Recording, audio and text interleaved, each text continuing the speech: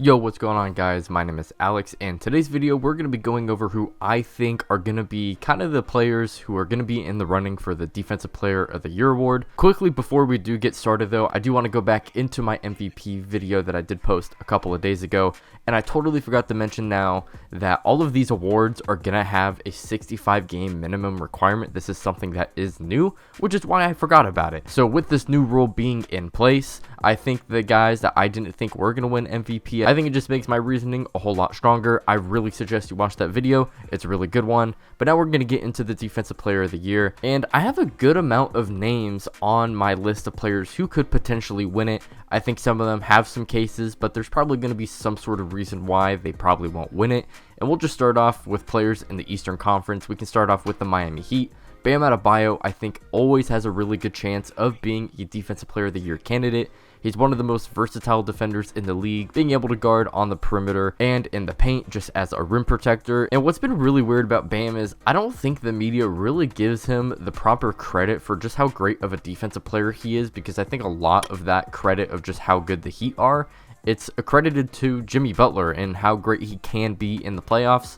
And while I do understand that sort of reasoning, I definitely do think Bam deserves a lot more credit for the Heat success than I think he is getting right now. And I could potentially see the Heat maybe surprising a lot of people, especially since they did not get Damian Lillard and they did lose a little bit of depth. But if the Heat go out there, they are still proving to be one of the better teams in the Eastern Conference, you know, outside of the Bucks and the Celtics. And as a team, if they're ranking as a top 5 or top 10 defense, I think we can really look at Bam Adebayo, and the media may really want to give credit to someone for that defense, and they'll probably go to Bam in that case. And Bam has proven to be a pretty healthy player outside of the season he had 2 years ago, so I can definitely see him reaching that 65 game threshold of games played. Moving on to the Philadelphia 76ers, and I think Joel Embiid could potentially also get some sort of Defensive Player of the Year recognition. With the whole James Harden situation, kind of like with Joel Embiid's case as an MVP candidate, if the Sixers end up winning a whole lot more games than people are probably imagining, especially if Harden gets traded, maybe the package isn't all too great, or maybe Harden stays on the team, but he's getting older, maybe he just isn't as good. And if the 76ers continue to be a pretty decent top 5, top 10 defense in the league, maybe improve on that side of the ball, I think Joel Embiid will definitely be getting some sort of Defensive Player of the Year nod. But of course, what is going to hold him back is the games played. As we all know, Joel Embiid has a huge history with injuries. However, this last season that he played 66 games, so he would have been eligible for some sort of award if it was for this season. But because things can just be so crazy for Joel Embiid, I'm just not going to count on him getting 65 games. Even though he has done it, I'm not going to count on it, because even before then and what we see in the playoffs, he just can't show me that he can stay healthy.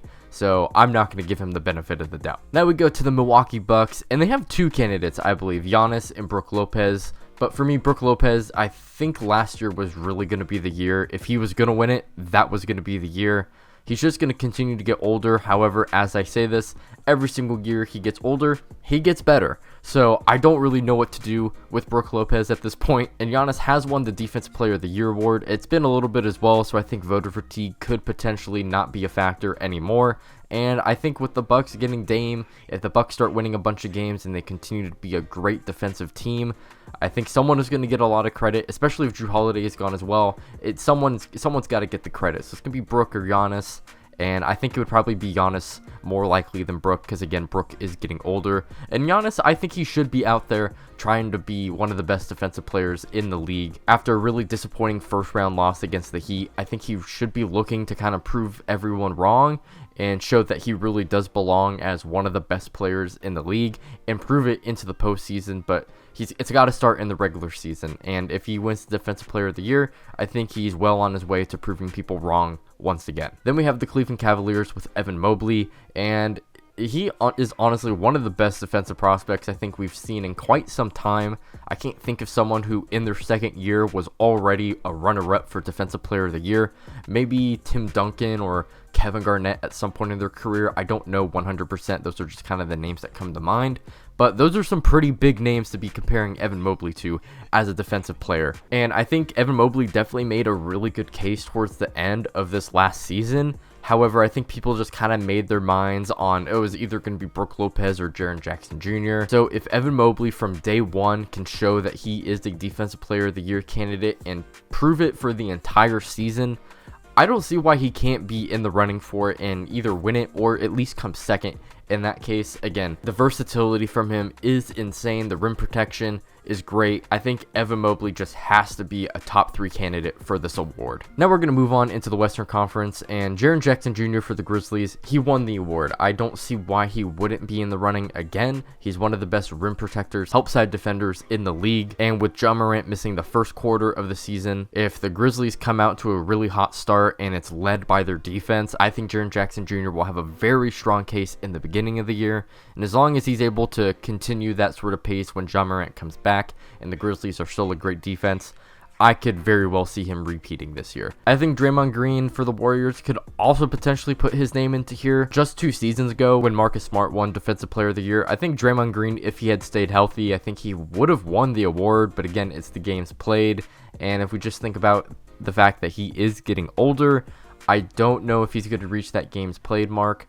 And because of that reason, I don't really see a legitimate argument for him, even though he is one of the best defenders in the league. I'm just not sure if he is going to get to that 65 game mark. He did play 73 the year before, but then the year he got injured, it was 46. Then the year before it was 63. Then the year before it was 43. So it's kind of up and down. I think Anthony Davis could also have a really real chance of being a Defensive Player of the Year candidate. What he did in the playoffs, I think he proved to everyone that he is probably the best defender in the league.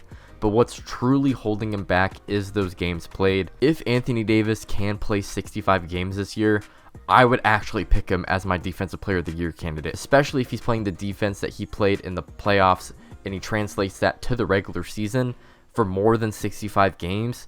I think he should win the award. I think he would be more than deserving, but he's got to get to those 65 games. I just don't know if that's going to happen. And for our last potential Defensive Player of the Year candidate that I don't think he's going to win it at all, but I think it'd be really interesting. It's Victor Wembanyama. As a rookie prospect, I think his defensive prowess is definitely going to translate into this league, and I think he is going to be one of the better defenders in the league, even as a rookie. And I know that sounds crazy.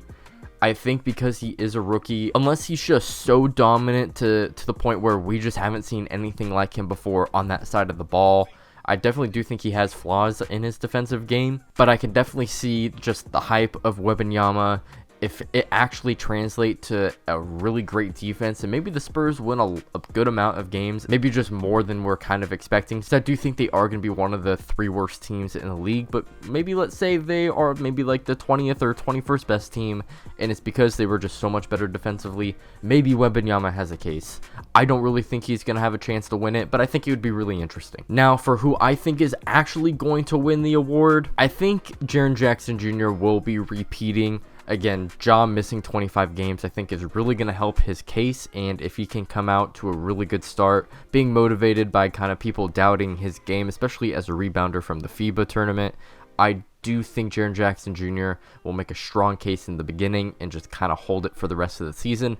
Evan Mobley, though, is a very close second, and Bam Adebayo, I think, deserves to be in these considerations as well, and I think he has a really good shot at playing that 65-game threshold, and the Heat, I think, are still going to be good. Despite me saying that they lost the offseason, I think they are still going to be a really good team, and if they're led through their defense, I think Bam should be getting a lot of that credit. But even with that all being said, I would pick Anthony Davis as my winner, but I just don't think he's going to get to the game threshold, so he's my dark horse.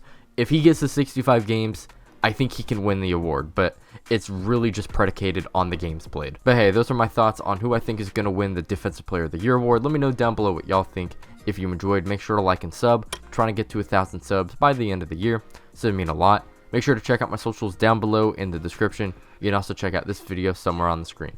Anyways, I'll see you on the next one. Peace out.